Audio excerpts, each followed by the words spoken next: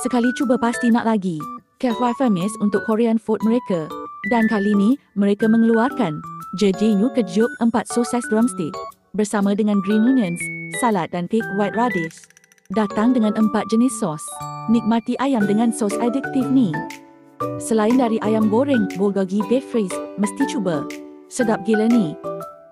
Manakala kimchi pajeon, di mana ia infused dengan rasa jet kimchi. Bagi kami suka betul mini tteokbokki set.